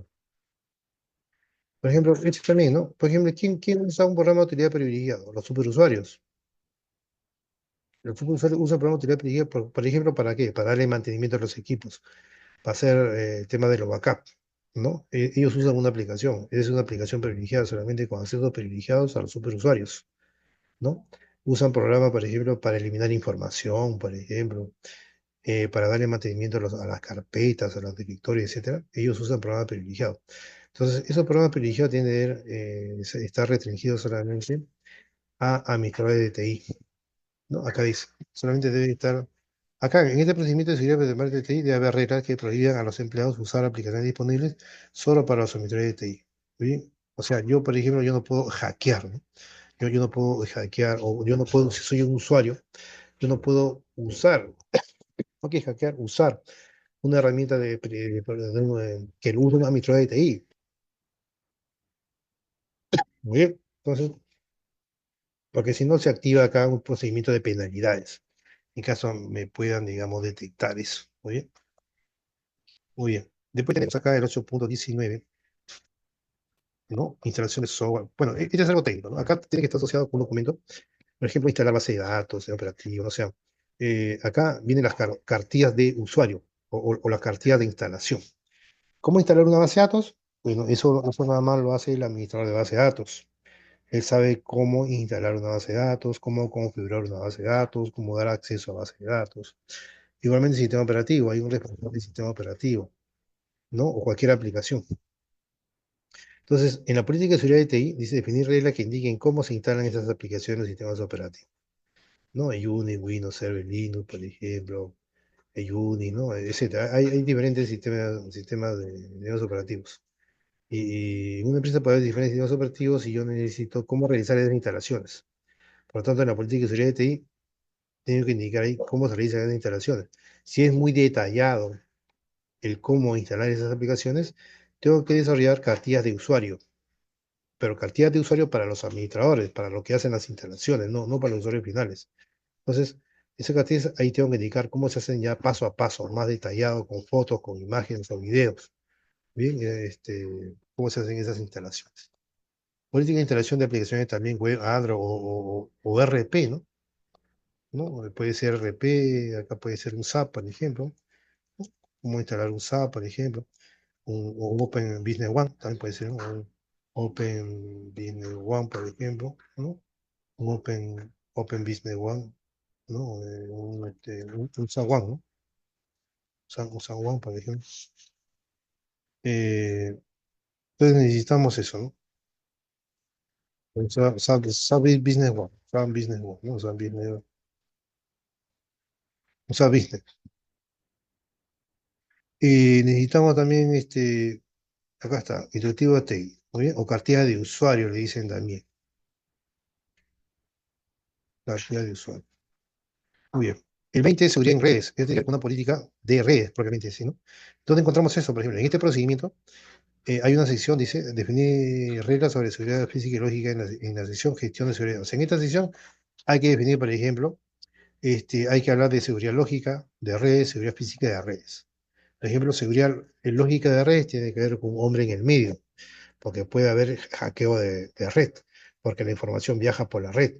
Por lo tanto, hay que evitar que esos hombres en el medio estén ahí. Muy bien. Hay que mirar también con Watcher, también es una aplicación para ver el tráfico de la red, porque ahí también se ve, por ejemplo, si nos están hackeando la misma red, si hay mucho tráfico inesperado, mucho tráfico sospechoso, por ejemplo, ¿no? En temporadas bajas, por ejemplo, donde generalmente no usan la misma red, se ve que hay mucha fluida de información. ¿A qué se debe? Seguramente están haciendo una denegación de servicio. Alguien externamente está bombardeando con accesos al mismo servidor, ¿no? Y está bombardeando millones de accesos. Entonces el servidor se satura y ya nadie puede tener acceso al servidor. Esa es denegación de acceso al servidor. Otro es denegación remota de acceso al servidor, que remotamente hacen eso, ¿no? Entonces, ese es de manera lógica. Hay herramientas para poder detectar eso, el tráfico sospechoso. Con WhatsApp es la herramienta más famosa. Podemos hacer pines también a los mismos servidores para ver si responden o no responden. Eh, Hay que ver cuánto demora un paquete de red, por ejemplo, desde un punto A a un punto B, desde mi máquina a mi red, ¿no? Hay herramientas también gratuitas que me permiten ver eso, para ver si no se detienen en algún punto. Porque si yo veo que se detienen en algún punto y no llega al servidor un paquete de datos que estoy enviando, por ejemplo, un archivo, entonces hay mucho tráfico de red, ¿no? Y hay que verificar a qué se debe ese tráfico de red, si es normal o es inesperado. Muy bien. Ahora, en lo que es físico también, ¿no? En lo físico hay que tener en cuenta, el cable se puede humedecer, el cable se puede desgastar, ¿no? Se puede enfriar o se puede recalentar. Los conectores asociados también hay que revisar. Aquí también hay que revisar los dispositivos físicos, los IDS, IPS, los firewall, por ejemplo. Todos esos equipos tecnológicos hay que revisarlos también, a ver si están en un buen mantenimiento o no. ¿No? Entonces, todo eso es seguridad de red. Muy bien, seguridad de red. Muy bien, eso tiene que indicarse en la política de red, o sea, tener una política de redes o si no, definir reglas en este procedimiento. Bien, ahí, en la sección gestión de seguridad de la red. Ahí. Muy bien. Después tenemos aquí, por ejemplo, 21, seguridad de los servicios de la red que está asociada con el anterior. Entonces, todos los servicios acá más que servicio es información que viaja por la red, tiene que viajar de manera encriptada. Generalmente, sobre todo cuando es información sensible. Por lo tanto, acá se aplica una política del uso en encriptado. ¿Por qué? Porque los datos están en movimiento. Y cuando los datos están en reposo, por ejemplo, alguna información sensible esté en el firewall, puede haber información sensible. Ahí hay direcciones IP configuradas. Muy bien, entonces eso también debería estar de manera encriptada, ¿no? Bien segura, monitoreo, etcétera. Muy bien, entonces se deben de segregar los servicios de red en grupos para evitar congestión de estas, dice. Claro, ¿no? Hay que segregar las redes, hay que segmentarlas y en cada red hay que poner servicios. ¿Qué servicios de red? ¿No? Significarán,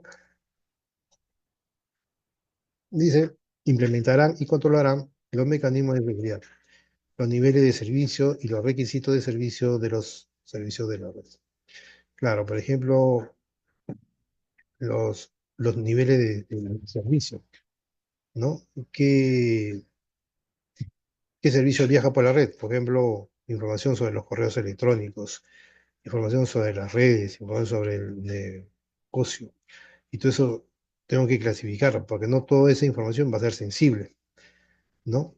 Y yo tengo que proteger la información que es sensible, que viaja por la red, pero que es sensible. Esa es la que tengo que enmascararlo posiblemente. O tengo que encriptarlo, que es un término distinto, ¿no? Eso lo vamos a ver cuando revisemos la política de enmascaramiento y la política de encriptación. Y aquí tenía la segregación de redes que está relacionada con el punto anterior, ¿no? Política y seguridad de la red ahí, ¿no? Las redes hay que segregarlas para gestionarlo de manera más eficiente. ¿Muy bien? Después tenemos el 23, filtrado web. Este filtrado web, ¿qué quiere decir este filtrado web? Este filtrado web es muy importante porque hay que evitar que las personas, sobre todo que los desarrolladores, ¿no? Los usuarios finales, puedan accesar a cualquier página web. Entonces hay que filtrarlo por roles. Ah, este rol va a tener acceso a ciertas páginas, porque son páginas relacionadas con el negocio que le va a aumentar la productividad. No, pero yo no puedo poner ahí, ¿no? Una página de negocio, porque eso va a permitir que existe una alta probabilidad de que haya ataques. ¿Muy bien? Entonces tengo que evitar eso. O sea, tengo que ordenarlo muy bien por roles, ¿no? Yo no puedo darle un filtrado web a un gerente, los mismos roles, o sea, los mismos filtrados web que a un desarrollador. Supuestamente debe ser un poco más flexible al gerente. ¿Por qué? Porque su máquina está más controlada, tiene más filtros de seguridad. Muy bien, porque maneja información muy sensible. Por lo tanto, no, eso va a contrarrestar. va a contrarrestar con las páginas que pueden ahí ingresar, ¿no? De la laptop de algún gerente. Muy bien. Entonces acá tenemos política de uso de filtrado web, procedimientos de seguridad, política de seguridad TI, etcétera, y vamos a revisar, ¿no? ¿En qué consiste eso? El filtrado web también puede ser a través de los firewalls. Yo puedo evitar ahí que terceros puedan criptografía. Esa es una política de uso encriptado. Hay que ver ahí qué cosas voy a encriptar, qué información voy a encriptar, ¿no? Ahí se usa claves criptográficas, por ejemplo, ¿no? Eso vamos a revisar. ¿Qué es una clave criptográfica, por ejemplo? ¿No? ¿Qué longitud de tener una clave criptográfica? Etcétera. Las claves criptográficas también se almacenan en archivos, se pueden destruir también, se pueden darle mantenimiento, hay que generar esa clave criptográfica. Cada vez que queremos enviar información por la red de manera encriptada, hay que gestionar su encriptación. El 25, ciclo de desarrollo seguro, que eso tiene que ver, y lo que está más adelante también, ¿no? Esto tiene que ver, por ejemplo, cuando es desarrollo de software. Por ejemplo, ¿no? Para una fábrica de software requiere un ciclo de desarrollo seguro. Y ahí eso cómo se va a implementar con una política de desarrollo seguro. En cada una de las fases del ciclo de vida de desarrollo, ¿no? Los usuarios van a interactuar con activos. Y por lo tanto, ¿qué requiere? Accesos. Requiere una política de claves, una política de acceso, una política de uso de carpetas compartidas. Muy bien. Y quizás es otro requisito más, ¿no? Los documentos deben estar bien protegidos, etc. El 826, requisito de la seguridad de la aplicación, ¿no? Es del mismo servidor de aplicaciones, por ejemplo. Entonces, una aplicación está dividido, por ejemplo, en sus aplicaciones, ¿no? En opciones de menú, etcétera, ¿no? Ahí, por ejemplo, yo le he puesto ahí riesgos en seguridad, análisis SAS, análisis DAS, especificación de los requisitos del sistema de información, etcétera. El SAS, más que nada, es para código fuente. Yo puedo usar ahí SonarQB, por ejemplo. Y acá en el DAS es para la página web. Yo puedo usar OWASP ahí. OWASP, Pursuit, Nikto, etcétera. El 27, principio de arquitectura de ingeniería y sistemas seguros, también hay ciertos principios, ¿no? De arquitectura. Esto lo vamos a revisar con Gemini ahí, vamos a ver de qué trata acá estos temas. Por ejemplo, seguridad de diseño, incorporación temprana. La seguridad debe ser considerada de la primera etapa del desarrollo, no como una adición posterior. ¿Está bien? Entonces, seguridad en el diseño. Dice diseño modular, dividir el sistema en componentes más pequeños facilita la identificación y mitigación de vulnerabilidades. Mínimos privilegios, otorgar a cada componente solo los permisos necesarios para realizar sus funciones. Defensa, dice, este que está acá, ¿no? Autorización y parche, firewalls y PS, automatización de byte, ¿no? Real Time Operating System, etc. Defensa de profundidad, múltiples capas, implementar varias capas de seguridad para dificultar que algunas se canten como menos por el sistema. Diversidad, utilizar diferentes tecnologías y mecanismos de seguridad para reducir el impacto de una unidad común. Muy bien, defensa de la seguridad también, etcétera. Confidencialidad, proteger información, ¿qué más? Diseños simples, códigos claros, file recuperación, diseñar sistemas que puedan recuperarse el fallo de manera segura y rápida. Controles de error, implementar mecanismos para detectar y mejorar errores. Parche de seguridad, monitoreo continuo, principio del menor privilegio, también, ¿no? Permisos mínimos, otorgar los y procesos solo los permisos necesarios para realizar su tarea. Verificación independiente, ¿no? Revisiones de código, prueba de penetración, etc. Implementación de seguridad. Metodología de desarrollo seguro. Muy bien, está bien, y obviamente de seguridad. Capacitaciones, política de seguridad, ejemplo de aplicación. Bueno, diseño de la red, desarrollar software seguro, gestión de identidad, etc. No hay muchas buenas prácticas ahí. Oye, eso podemos revisar una política de desarrollo seguro. Acá, por eso yo he puesto acá política de desarrollo seguro, ¿no? En esta política de desarrollo seguro está todo lo que está acá. Codificación segura, cómo se debe codificar de manera segura, por ejemplo, sin cuellos de botella, el código, sin código duro. eh, Todo tiene que tener especificación de código, tanto las interfaces, por ejemplo, como las clases, etc. Pero de seguridad, aceptación, desarrollo subcontratado, ¿no? Desarrollo subcontratado dice política de seguridad para proveedores. Este es un desarrollo subcontratado. por ejemplo. Esto es todo el tema de los proveedores. Este es muy importante. Bien, cláusula de seguridad para proveedores. ¿Qué tengo? Cláusula de seguridad para proveedores. Bien, eso vamos a revisar también. Separación de los entornos, también hay que separar los entornos de desarrollo de pruebas y producción. Este es muy importante. Esta práctica es muy buena, ¿no? Porque hay que separar los entornos. No se recomienda tener un solo servidor donde se almacena toda la información de producción y de ahí sacar desarrollo y todo, porque pueden manipular y pueden alojar información falsa, etcétera. Eso hay que evitar, ¿no? El área de desarrollo tiene su propio servidor, el área de pruebas su propio servidor y de producción su propio servidor. ¿Está bien? Pero la idea es que cuando yo haga pruebas en desarrollo, pruebas unitarias, tengo que sacar datos de producción, pero de manera autorizada. Igualmente, ¿no? Si yo voy a hacer pruebas, simulaciones de pruebas, necesito datos de producción, pero más controlados. ¿Bien? Gestión de cambios. Y este es como una política de gestión de cambios. Gestión de cambios a los documentos. No, esta es una gestión de cambios a los activos, a los componentes que están en producción. ¿Bien? A los componentes que están en producción. Gestión de cambios. Información de pruebas, dice que tiene que haber política sobre seguro, etc. ¿Bien? Acá protección de los sistemas de información durante la prueba de auditoría. Claro, cuando se hacen pruebas de auditoría, sobre todo cuando se hacen pruebas de auditoría, acá se refiere a la prueba de las aplicaciones, ¿no? Por ejemplo, ¿no? Un auditor de sistemas, CISA, por ejemplo. Ese auditor, por ejemplo, va a revisar toda la documentación de los sistemas, las mismas aplicaciones, porque está haciendo auditoría. Por lo tanto, hay que proteger los sistemas. ¿En qué consiste? Hay que hacer los backup previamente. Hay que backupear todos los sistemas de información, ¿no? Y luego realizar las pruebas, porque al realizar las pruebas se usan herramientas de TI, y esas herramientas pueden alterar alguna información dentro de los sistemas. Por lo tanto, haciendo su backup, ¿no? Yo puedo restaurar tranquilamente. Muy bien. Todo dice en ética hacking, pero también en tema de auditoría, pero más en ética hacking. Acá mismo lo dice, ¿no? Para hacer pre-auditoría. Muy bien. Listo. Entonces hemos revisado los controles tecnológicos. Muy bien. Ahora vamos a revisar después qué viene de esto, ¿no? Viene, por ejemplo, este es el SOA. Muy bien, el SOA ya tenemos listo con el SOA.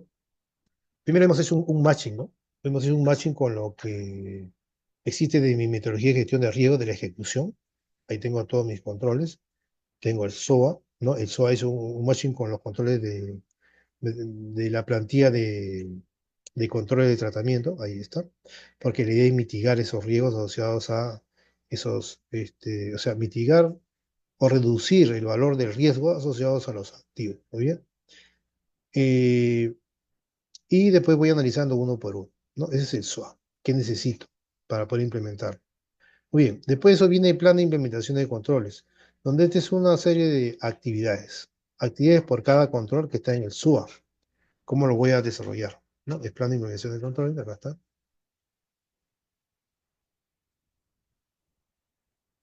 Muy bien. Ok. Dice aquí, ¿no? Vamos a ver. Dice que el objetivo del primer documento es elaborar un plan de tratamiento de riesgos de la empresa. Oye, el plan de tratamiento de los riesgos aplica a todo el alcance del sistema de seguridad. Muy bien. Aquí, al elaborar este documento. Muy bien.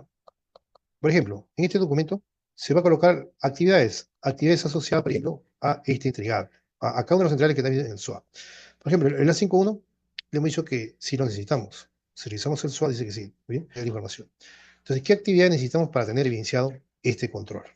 Necesitamos redactar un procedimiento de control de documentos y registros. Muy bien, porque así lo indica este control. El 5.1 lo indica, tenemos que desarrollar este documento.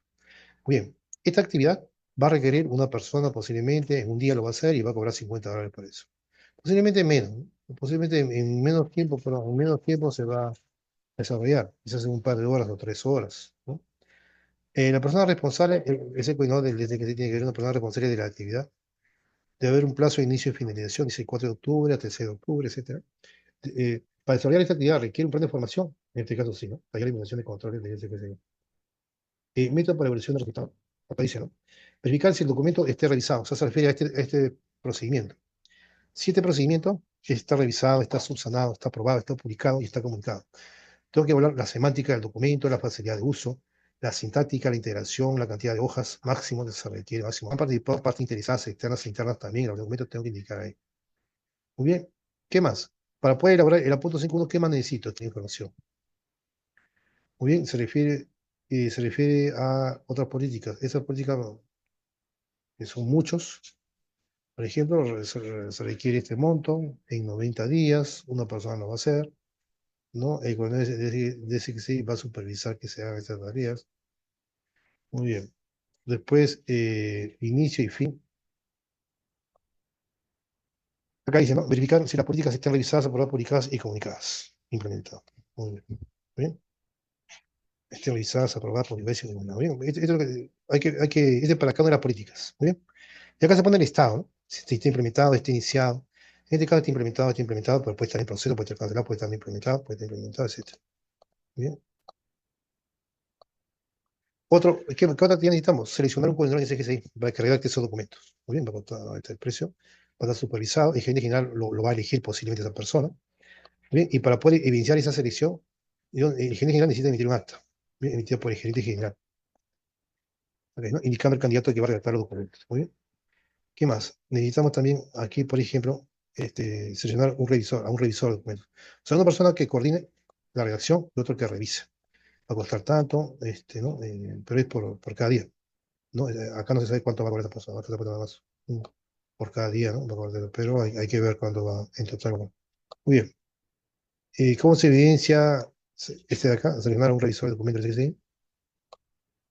¿No? Acta emitida por el gerente general indicando al candidato que va a revisar el documento. ¿Qué más? Después tenemos seleccionar a un proveedor, alguien que apruebe los documentos, o sea, alguien que revise, primeramente alguien que diseñe, ¿no? Alguien que diseñe los documentos, alguien que revise los documentos, alguien que apruebe los documentos. Y después, vamos a tener acá seleccionar a una persona que custodie y dé acceso lógico y físico, dice, ¿no?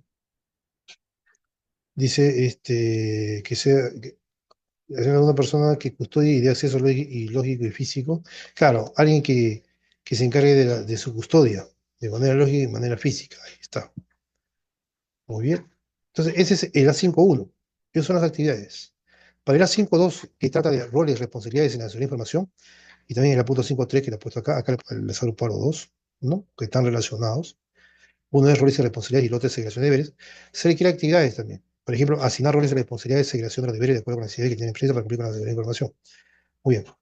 Eh, Acá dice, ¿no? Esto lo va a hacer una persona, un día de trabajo, el gerente general se refiere, ¿no? Va a asegurarse de que ocurra esta actividad. Muy bien. Acá dice verificar si en la política de seguridad de información, ¿no? Estén indicados los roles y responsabilidades en seguridad de información. Muy bien. O sea, en esta política tiene que estar indicado eso. En la política de seguridad de información. Bien. En esta política de seguridad de información, tengo que verificar que estén definidos estos roles y responsabilidades. Y que también haya una segregación de deberes. Que también haya una segregación de deberes. Muy bien, acá también se está repitiendo. O sea, estos están agrupados. Están agrupados. Yo puedo agruparlos también, ¿no? Están agrupados. Para que se realice actividad, asignar presupuesto para roles y responsabilidades, etc. ¿Bien? Acá dice verificar que dentro del presupuesto dice que sí, se encuentran asignados los montos asociados a los roles y se esté aprobado. Y esté aprobado.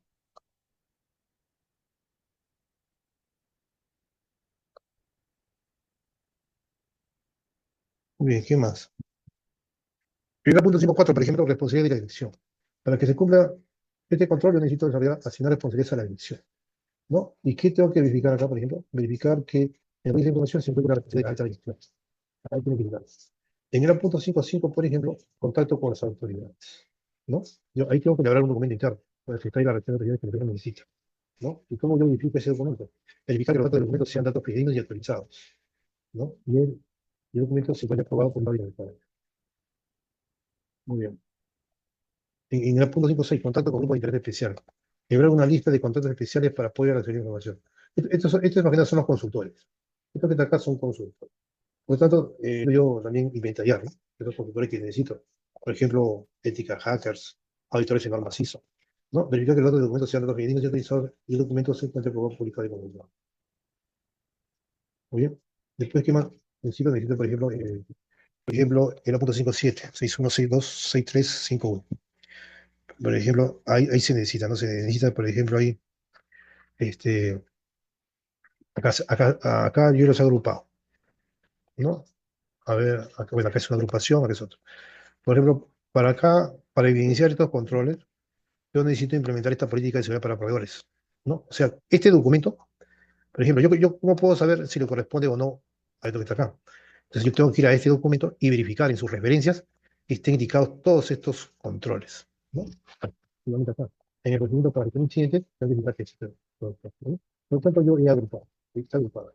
Entonces, para yo iniciar los controles, yo necesito desarrollar la política de seguridad para proveedores. ¿Está bien? Y esta política de seguridad para proveedores dice limitar la política de seguridad para proveedores y las reglas se vayan aprobadas, publicadas y creadas. Bien. Y aquí hay otro grupo, ¿no? El punto 57 así 4 ¿no? Acá, por ejemplo, necesito elaborar el procedimiento para gestión de incidentes. Aquí ya está. Entonces, en este procedimiento, cuando revisemos este documento, vamos a verificar que esté evidenciado acá. Muy bien. Igualmente necesito acá verificar en el procedimiento para este incidente que las reglas estén aprobadas. ¿Qué más?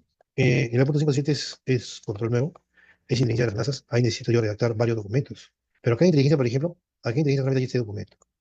Acá solamente se ha puesto este documento. Vamos a revisar ahí, ¿no? Si son varios documentos, un solo documento. Generalmente es un documento nada más. Acá, en este procedimiento de seguridad para el departamento de TI, debe haber reglas que definan cómo recuperar diferentes fuentes, redactar y procesar información sobre las amenazas. Acá dice, a punto 5.7. Muy bien. En el 5.9, inventario de información y otros activos asociados. Por ejemplo, acá elaborar la política de gestión de activos. ¿No? Acá dice elaborar la política de gestión de activos, el cuadro de inventario de activos. ¿No? Todo está asociado. Ya todo está revisado. Acá se repite en estos dos, por ejemplo. Acá sería elaborar el cuadro de inventario de activos de información.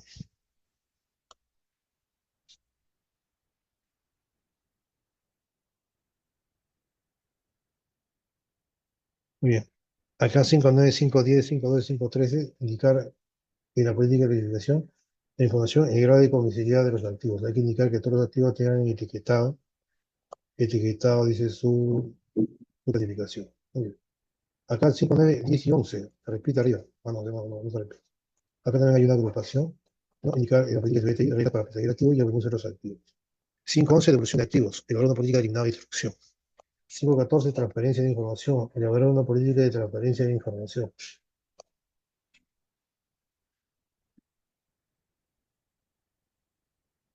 Acá en 14 también, ¿no? Política de seguridad TI, así que se está repitiendo.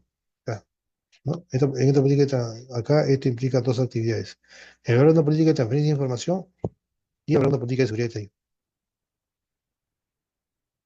Muy bien. Acá también, elaborar una política de clasificación.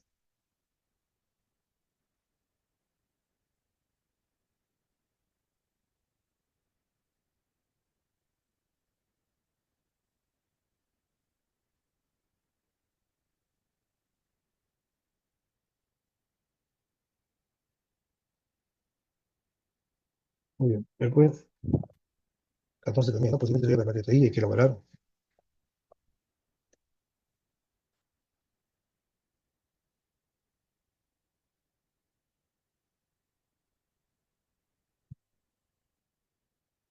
Aquí también se agrupa, ¿no? Ahí se han agrupado los controles y una política de control, una política de control de acceso y una política de control de claves.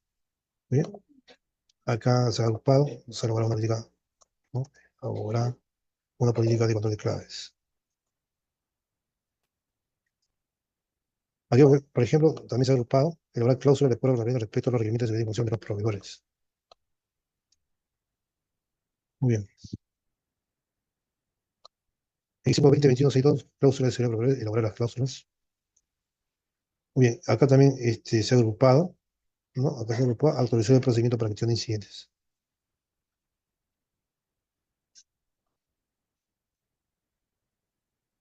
Muy bien. Después, acá también se ha agrupado, ¿no? Se ha agrupado acá, por ejemplo, ¿no? Y autorizar el procedimiento de gestión de incidentes. Aquí también se ha agrupado, elaborar un plan de recuperación de desastre. 5.3, elaborar un informe de auditoría interna. El 31, elaborar el procedimiento de integración de requisitos.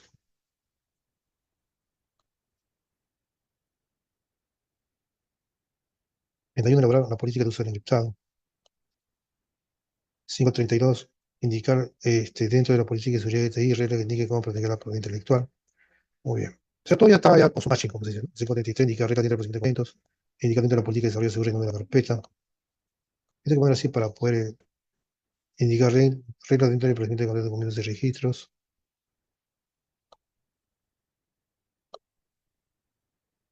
Desarrollar la política de protección de datos personales. Ahí está. Indicar dentro de la política de seguridad de la información que se invoque la política de protección de datos personales también, es muy importante.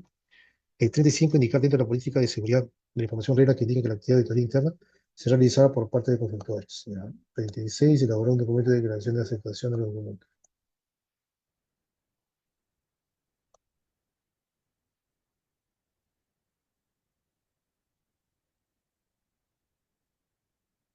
El 36, indicar dentro de la política de seguridad de la empresa que la empresa elaborará, ejecutar y dará seguimiento a la métrica de los documentos. Tema de medio, ¿no? 36. El 37, indicar dentro del procedimiento de control de documentos y listas una estructura de carpetas donde ordenará los documentos que se para su uso. Y ahora viene el número 6. No, el número 6. No, acá viene ya otros controles. Muy bien, controles asociados a las personas. Los primeros controles son controles organizacionales. Y acá son controles ya asociados a las personas. Por ejemplo, en selección, revisar procedimientos de recursos humanos. ¿No? Acá está. Los requisitos de selección de personal. 6.2, términos de condiciones, revisar contratos de personal de las personas. ¿No? Ese punto también, ¿no? En ese punto también declaración de documentos, elaborar acá este documento. 625, declaración de confidencialidad, ahí está asociado. El 6.3, conciencia de seguridad, incluir reglas dentro de la política de seguridad de la información, que aseguran que los empleados van a seguir charlas, talleres de concientización, ¿no? Ahí está. Plan de información y concientización, tiene que ver con el punto 6.3. El 6.4, proceso disciplinario, revisar dentro del ambiente interno de trabajo, existe cláusula de procesos disciplinarios. El 6.5, acá también tenemos el 6.5, por ejemplo, ¿no? 7.10, 7.14, 8.10, revisar y actualizar la política de alineación y instrucción. Acá también 6.5, 7.10, incluir reglas dentro de la política de seguridad, la devolución de activos por parte del empleado al término del contrato. El 6.6, elaborar un documento de declaración de confidencialidad, ¿no? O cláusula de seguridad para proveedores. Y aquí también 7.7, elaborar el procedimiento de criminales seguras.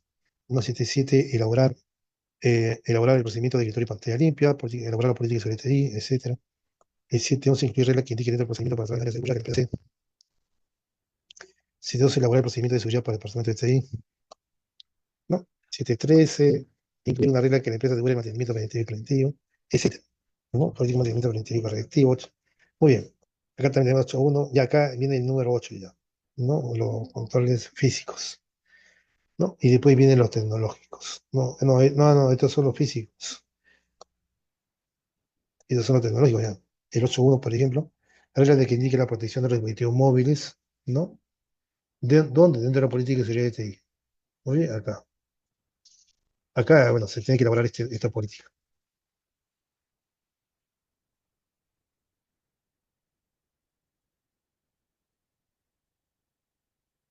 El 8.2 al 8.5 incluye reglas dentro de la política de control de acceso a derechos privilegiados. Muy bien. Después tenemos acá 8.6 y 82, incluye reglas respecto a la capacidad de TI, ¿no? Infraestructura, aplicación de datos, etc. 8.7 a 7.14 incluye reglas que protejan la información del dispositivo contra los virus, ¿no? Dentro del procedimiento de seguridad de TI. Muy bien. Eso vamos a revisarlo también. Todos los documentos se van a revisar.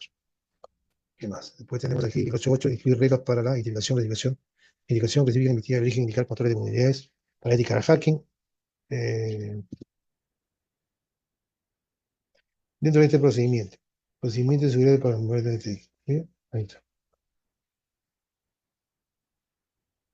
8 no incluye reglas para configuraciones de equipos de procedimiento de seguridad para TI. Y acá el 8.10, 8.7, 8.13, 8.19, 8.23 incluye reglas en la política de seguridad TI que indiquen cómo se eliminan los datos por parte de la ley. Reglas en la política de seguridad TI.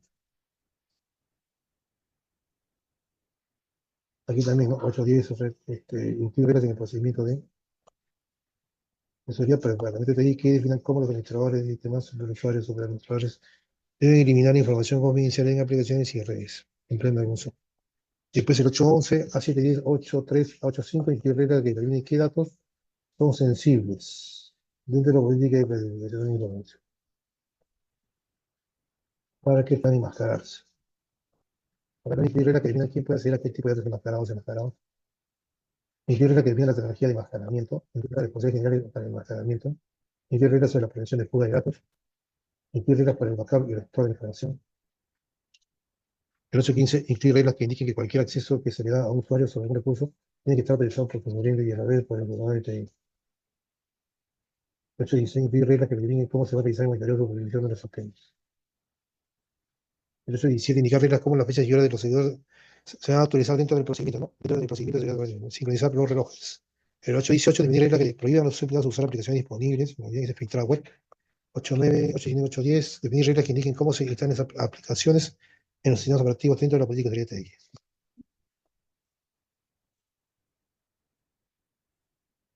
Definir reglas sobre la seguridad física y la red dentro del procedimiento de seguridad de TI, ¿ya?